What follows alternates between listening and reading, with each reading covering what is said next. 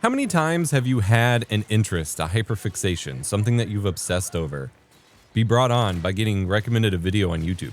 Or insert other video platform here.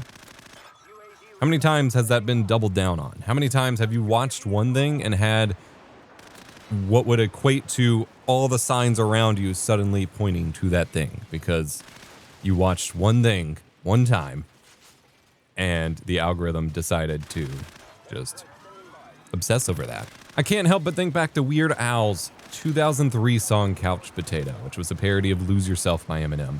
He sings about TiVo on there. And eventually there's a line in there that says, I only watched Will and Grace one time, one day. I wish I hadn't because my TiVo now thinks I'm gay. And I think about that a lot. That was 2003. That was before virtually any other algorithm online existed and we were exposed to it. It was before YouTube existed by 3 years. And yet that same premise, removing the potential homophobia element there, of you try out something and now the algorithm thinks that that is your personality, has permeated our culture in ways that I think we're going to be unpacking for the next 20 years. Algorithms feeding you content disrupt your thinking patterns. Passing over the decision of what to watch, how to feel about things, how to navigate through the world, to automated systems, recommendations, and a feed of content designed entirely to manipulate your emotions and grab your attention for as long as possible to serve you advertisements that aren't even relevant to the thing you're watching, has devastating effects on your ability to think critically, to reflect on yourself, and to move about the world in your own mind.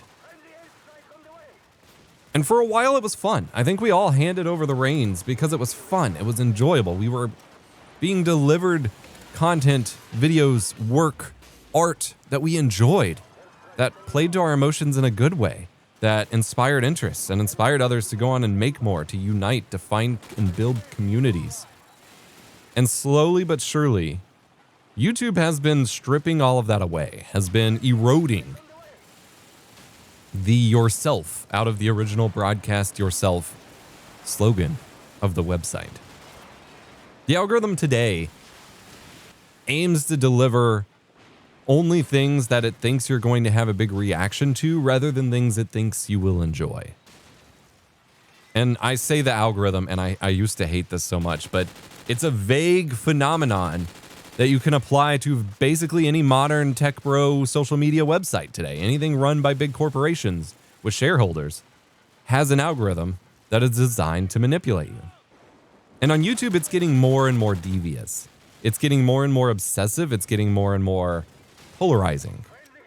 And I think it's doing something that's especially malicious, that's hurting everyone involved. You see, starting a year or so ago, YouTube started bragging about how they're making it easier for smaller channels to get visibility. And we saw this. We saw a new wave of people just making new YouTube channels. And within the first month or so of their channel being spawned, they were getting videos blowing up. The problem is that this was artificial. And while this still happens today, it is not because of real interest. The creators are not ready for that success. And more often than not, it applies to 1, 2, maybe 4 videos, like within a month's time span or so. And then it all goes away. Because most of the time, those videos themselves are about the algorithm, are about YouTube culture, about the existential dread that is modern technology and the internet, and not any meaningful content beyond that. And that kind of complaining about the algorithm content itself is its own kind of subgenre that only goes so far. And then eventually they want to make something else, and none of that resonates the same within the algorithm, and you're just left out to dry. But I also believe this system to push smaller channel videos is not always in the best interests of either the viewer itself, which YouTube claims to hold the highest priority as finding the best videos for a given viewer, nor the creators that they are featuring. Because what started as, okay, we're just going to feature a bunch of YouTubers who made new channels, complaining about the algorithm. We're going to feature those videos because they're always worded in a click exploity way. The algorithm is busted. Here we go. And it evolved into just kind of showing junk. I don't click on any of these videos outside of a couple, and I've scrubbed them from my history every time I do. But my YouTube feed is constantly not flooded. You know, it's easy to flood your YouTube feed by watching something. You watch like a 24/7 music stream at one in say 2018 to 2021, and your entire YouTube homepage would just be other 24/7 music streams. Those kinds of things are easy. And in some cases, I considered them good. I always talk about, well, good and bad. I always talk about a situation I had where I started watching Small Ant clips, and I specifically watched some of his Pokemon speedrun stuff. And I would watch, I was enjoying it a lot, and whenever I discover a new creator that I watch, I tend to binge watch them a little bit. This is a habit that is both formed by my own ADHD neuroses, but also from the algorithm continuing to push that. But it's one of those situations where I don't really complain. But what I found was after a few months, I kind of ran out of content through my casual consumption here. And I just assumed that was it. And then eventually I was inspired to click on his channel at one point and realized he had hundreds of extra videos I had never seen before because they weren't Pokemon themed. And the algorithm picked up, because that's what I clicked on first, that I was watching Small Ant Pokemon videos and refused to show me a Small Ant Zelda video or Mario video or anything else, even though they were there and being uploaded regularly. It waited until there was specifically a Pokemon one to surface it on my homepage or in my recommendations, because it put together that that was my special interest.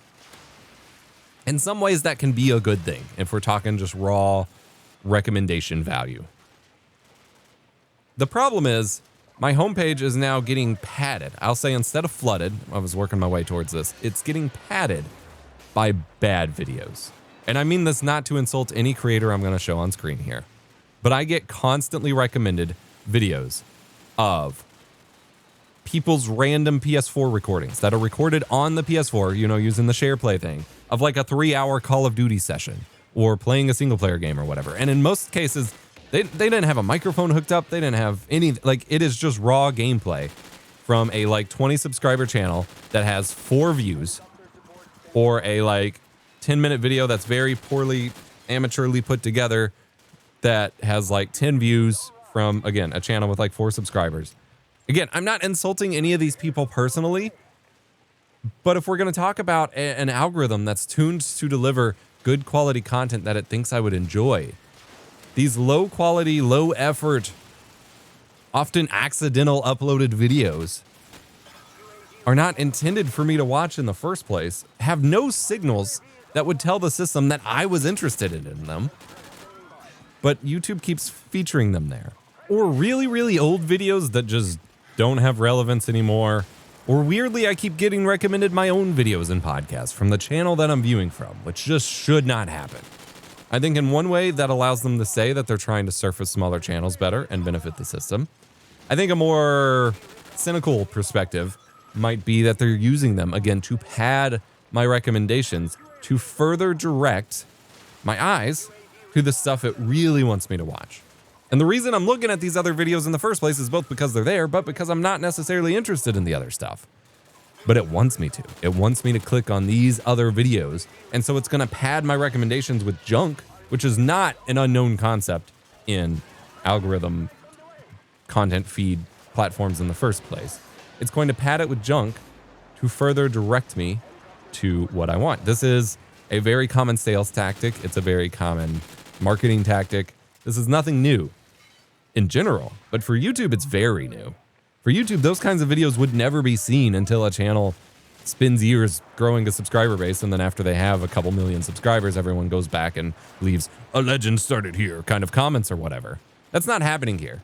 These are channels that are probably not going anywhere because it's some dude after work, after his 9 to 5, just hitting share from his like 4-hour gaming session at night with no microphone, no editing, nothing of value, just sharing it to YouTube, either for his own archival purposes or because he doesn't know any better. Like, it's not things that I'm supposed to consume, but YouTube's doing it. The algorithm is manipulating you on deeper and deeper levels. And this doesn't even begin to get into the the wide realm of radicalization and other things that the algorithm can do.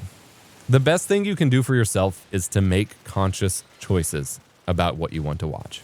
You are limited in your ability to do so on YouTube, but you do have control over it. Is there a specific kind of thing you want to watch? Try searching for it. Look at specific channels. You can look at your subscriptions feed, but they're starting to tinker with that too after always saying they'd leave it alone. Maybe there's specific content you need to get word of mouth recommendations for.